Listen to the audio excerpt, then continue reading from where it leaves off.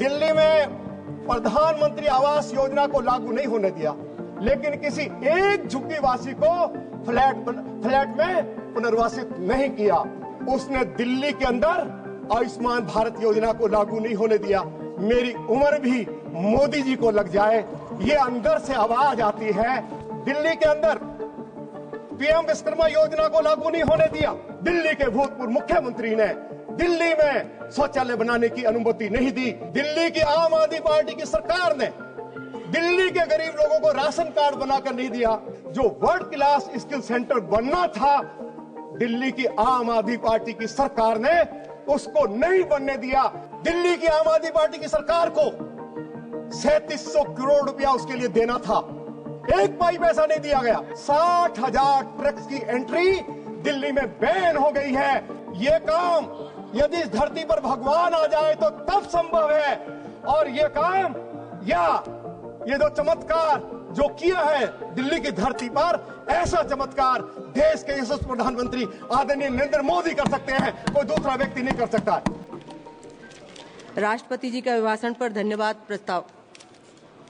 माननीय श्री रामवीर सिंह बिधूड़ी जी। आदरणीय सभापति महोदया, 1990 से पहले संसद के सेंट्रल हॉल में बाबा साहब की तस्वीर नहीं थी। जब 1990 में भारतीय जनता पार्टी के समर्थन से देश में सरकार बनी, देश के भूतपूर्व प्रधानमंत्री भारत रत्न सरदेय श्री अटल बिहारी वाजपेयी जी ने जो सरकार भारतीय जनता पार्टी के समर्थन से चल रही थी, उस सरकार से आग्रह किया कि देश की संसद में सेंट्रल हॉल में बाबा साहब की तस्वीर लगाई जाए, बाबा साहब को भारत रत्न की उपाधि दी जाए और इसके साथ साथ बाबा साहब के जन्मदिन पर छुट्टी की जाए। ये आदरणीय अटल बिहारी वाजपेयी जी के आग्रह पर यह सब कुछ संभव हो पाया। आदरणीय अध्यक्ष महोदय, भारत विश्व की तीसरी बड़ी अर्थव्यवस्था बनने जा रहा है। मैं आज इस सदन में कहना चाहता हूं कि आज पूरा राष्ट्र देश के प्रधानमंत्री आदरणीय मोदी जी के प्रति गौरव महसूस कर रहा है, उनका अभिनंदन कर रहा है। अध्यक्ष महोदय, मैं एक किसान परिवार से ताल्लुक रखता हूं। हमारे माननीय प्रधानमंत्री के हृदय में किसानों के प्रति गहरा लगाव है। प्रधानमंत्री किसान सम्मान निधि के तहत देश के करोड़ों किसानों के बैंक खातों में लगभग 3 लाख करोड़ से ज्यादा रकम भेजी गई है। देश के किसानों की आय में वृद्धि हुई है। भारत में 332 मिलियन टन अनाज का रिकॉर्ड उत्पादन हुआ है। हमारा देश लगातार दूध, दलहन, मसालों का दुनिया का सबसे बड़ा उत्पादक देश बना हुआ है। किसानों को दिए जाने वाले न्यूनतम समर्थन मूल्य में लगातार वृद्धि हुई है और महान किसान नेता देश के भूतपूर्व प्रधानमंत्री सरदेय चौधरी चरण सिंह जी को भारत रत्न की उपाधि देकर सम्मानित किया है। यह सभी किसानों के लिए गौरव की बात है। आदरणीय सभापति महोदया, प्रधानमंत्री आवास योजना, प्रधानमंत्री जी ने अपने 10 साल के शासनकाल में लगभग 4.5 करोड़ गरीब लोगों को मकान बनाने का लक्ष्य रखा। उसमें से 2.25 करोड़ मकान बन चुके हैं। दिल्ली में मुझे ये बताते हुए बहुत कष्ट हो रहा है कि दिल्ली की आम आदमी पार्टी की सरकार ने दिल्ली में प्रधानमंत्री आवास योजना को लागू नहीं होने दिया। दिल्ली में लाखों लोग हैं, ज्यादातर वो लोग हैं जो पूर्वांचल से आए हैं। यदि दिल्ली के अंदर प्रधानमंत्री आवास योजना दिल्ली की आम आदमी पार्टी की सरकार लागू हो जाने देती तो दिल्ली के लाखों लोगों को प्रधानमंत्री आवास योजना के तहत पक्का मकान मिल जाता। मैं देश के प्रधानमंत्री आदरणीय मोदी जी के प्रति आभार व्यक्त करना चाहता हूं कि मोदी जी ने दिल्ली में लाखों झुग्गी झोपड़ी वासी, जहां झुग्गी वहीं मकान बनाने की योजना शुरू करी है।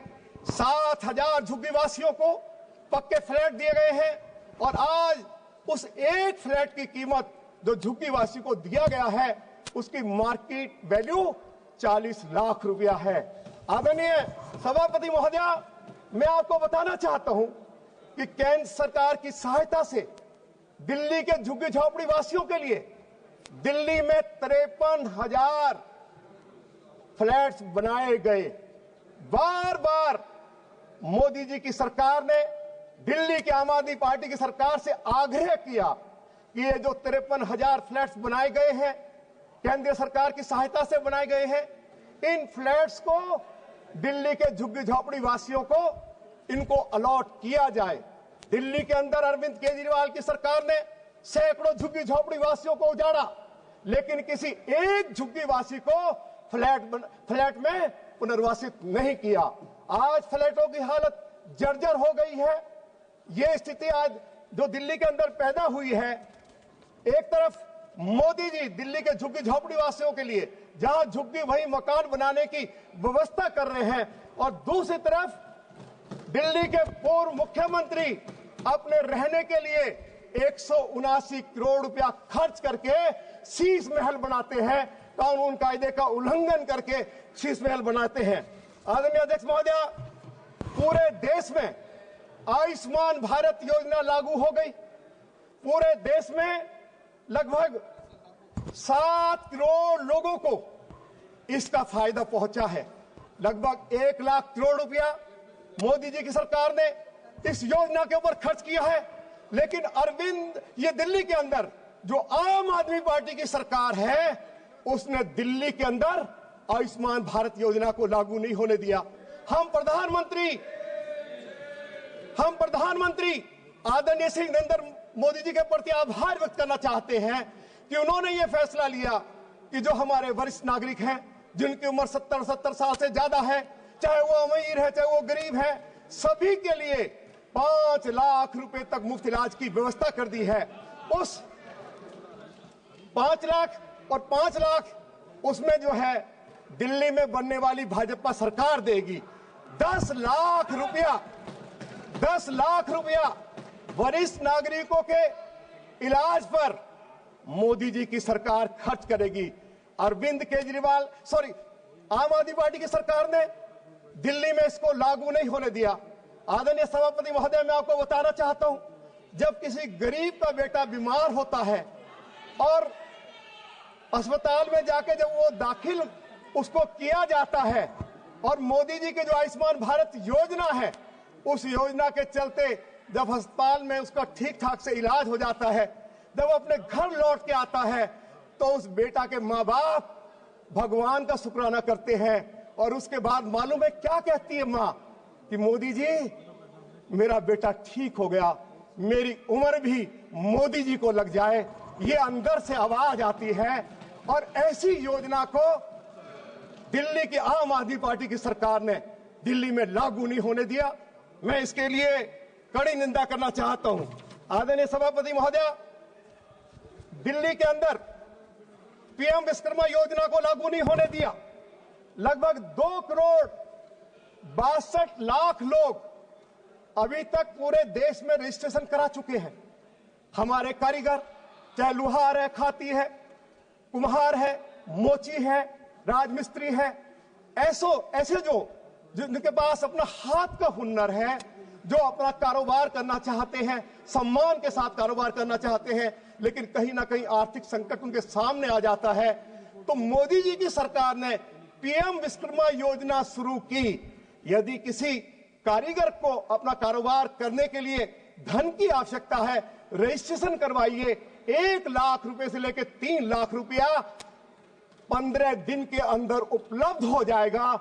इस पीएम विश्वकर्मा योजना को भी दिल्ली की आम आदमी पार्टी की सरकार ने लागू नहीं होने दिया। आदरणीय सभापति महोदय, दिल्ली में ही नहीं, दिल्ली की बात तो मैं बाद में करूंगा, पूरे देश भर में मोदी जी की सरकार ने 12 करोड़ शौचालय बनाए हैं। दिल्ली में हमारे लाखों झुग्गीवासी हैं जिनके पास शौचालय नहीं है। मोदी जी की सरकार चाहती थी कि दिल्ली के अंदर भी शौचालय बनाए जाए, लेकिन आम आदमी पार्टी की सरकार ने, दिल्ली के भूतपूर्व मुख्यमंत्री ने दिल्ली में शौचालय बनाने की अनुमति नहीं दी। ये जानकारी भी मैं इस हाउस के अंदर आदरणीय सभापति महोदय देना चाहता हूं। आदरणीय सभापति महोदय, देश के यशस्वी प्रधानमंत्री आदरणीय मोदी जी देश के 80 करोड़ लोगों को हर महीने मुफ्त राशन उपलब्ध करा रहे हैं। दिल्ली के अंदर मोदी जी की सरकार 72 लाख लोगों को 4 किलो गेहूं, 1 किलो चावल मुफ्त उपलब्ध करा रही है।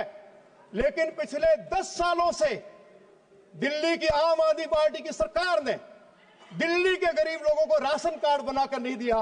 यदि दिल्ली के गरीब लोगों को राशन कार्ड मिल जाएगा तो इससे मोदी जी की लोकप्रियता गरीब लोगों में बढ़ जाएगी।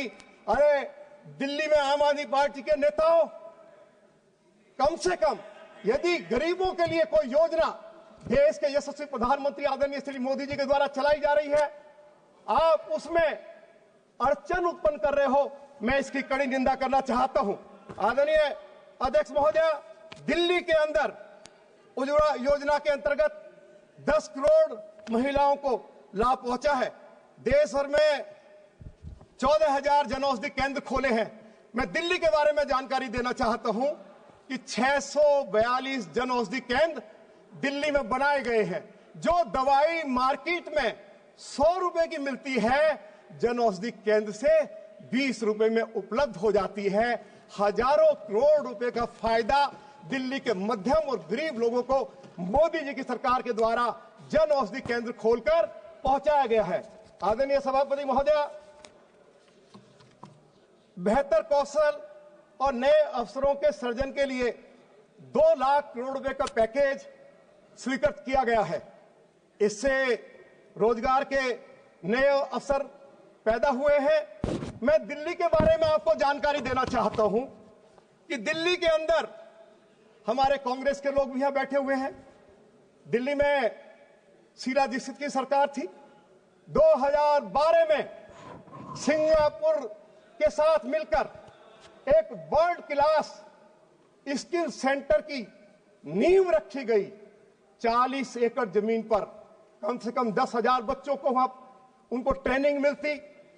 मोदी जी की सरकार ने लैंड यूज चेंज कर दिया, लेकिन 2012 से लेके आज तक जौनापुर में जो सिंगापुर सरकार की सहायता से जो वर्ल्ड क्लास स्किल सेंटर बनना था, दिल्ली की आम आदमी पार्टी की सरकार ने उसको नहीं बनने दिया।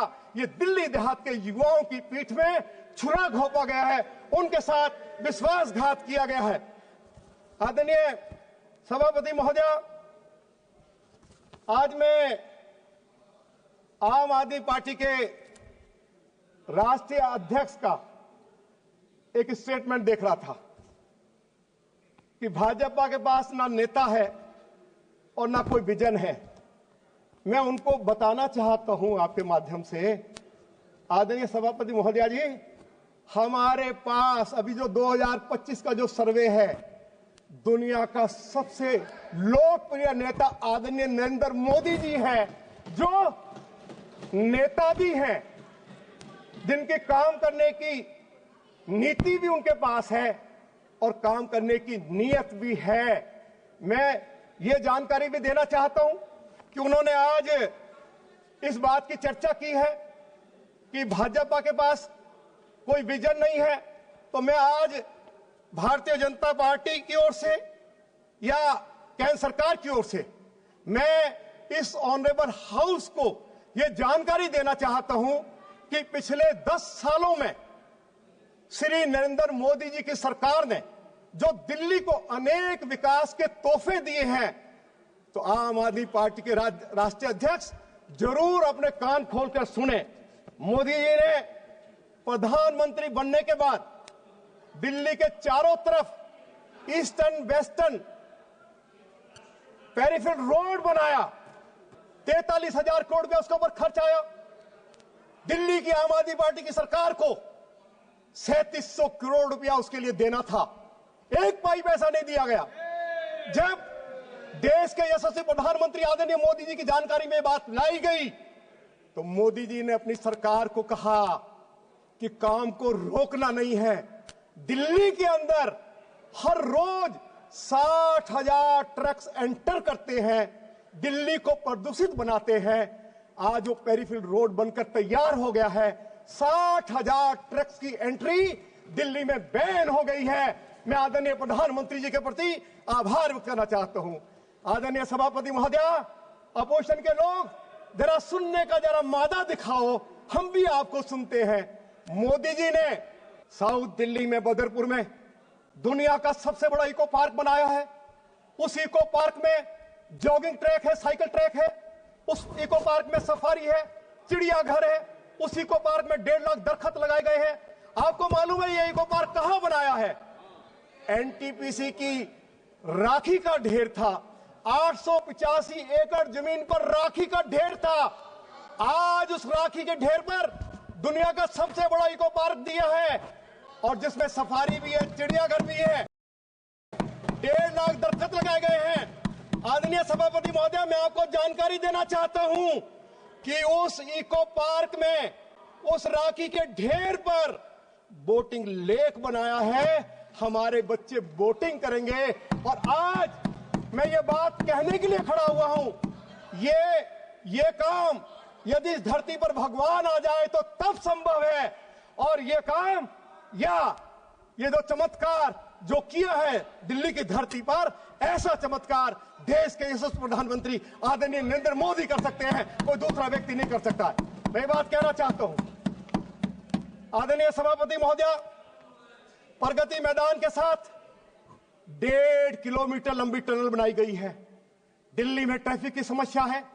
1000 करोड़ रुपया मोदी जी की सरकार ने उस 1.5 किलोमीटर लंबी टनल पर खर्च किया। और दिल्ली की आम आदमी पार्टी सरकार को 20% आम आदमी पार्टी की सरकार को उस टनल को बनाने के लिए देना था। हमारे कॉमर्स मिनिस्टर यहां नहीं है। मैं आपको जानकारी देना चाहता हूं, एक नया पैसा उस टनल बनाने के लिए आम आदमी पार्टी की सरकार ने कंट्रीब्यूट नहीं किया। जब देश के माननीय प्रधानमंत्री जी के सामने ये मामला लाया गया, उन्होंने कहा कि दिल्ली की ट्रैफिक व्यवस्था को ठीक करना है, पैसा जितना लग जाए, दिल्ली की आम आदमी पार्टी की सरकार एक पैसा ना दे, लेकिन टनल के काम को रोकना नहीं है। ये है आदरणीय सभापति महोदय, मैं साउथ दिल्ली को रिप्रेजेंट करता हूं। आप कभी मथुरा रोड पर गई होंगी। हमारे सभी अपोजिशन के हमारे ऑनरेबल मेंबर्स जाते हैं। मथुरा रोड पर घंटों घंटों जाम लगा रहता है। मैं देश के यशस्वी प्रधानमंत्री आदरणीय मोदी जी के प्रति आभार व्यक्त करना चाहता हूं कि उन्होंने सराय काले खां से कालंदी कुंज होते हुए, मीठापुर, फरीदाबाद, पलवल, सोना होते हुए बड़ौदा मुंबई हाईवे तक 6,500 करोड़ रुपया खर्च करके 6 लेन का हाईवे दिया है। मथुरा रोड पर अब ट्रैफिक जाम नहीं लगता है। मैं दिल्ली के लोगों की ओर से आदरणीय मोदी जी के प्रति आभार व्यक्त करना चाहता हूं। आदरणीय सभापति महोदया, दिल्ली में कोई वर्ल्ड क्लास कन्वेंशन सेंटर नहीं था। हमारे पास केवल एक विज्ञान भवन था। आदरणीय मोदी जी ने यशोभूमि द्वारका में 6500 करोड़ रुपया खर्च करके वर्ल्ड क्लास कन्वेंशन सेंटर बनाया है। मोदी जी ने एशिया का सबसे बड़ा कन्वेंशन सेंटर प्रगति मैदान में बनाया है। और जो द्वारका में जो कन्वेंशन सेंटर बना है, 25,000 लोग एक साथ बैठ सकते हैं। तो क्या इस हाउस को मोदी जी को धन्यवाद देना चाहिए या नहीं देना चाहिए? क्या उनके प्रति आभार व्यक्त करना चाहिए, नहीं करना चाहिए?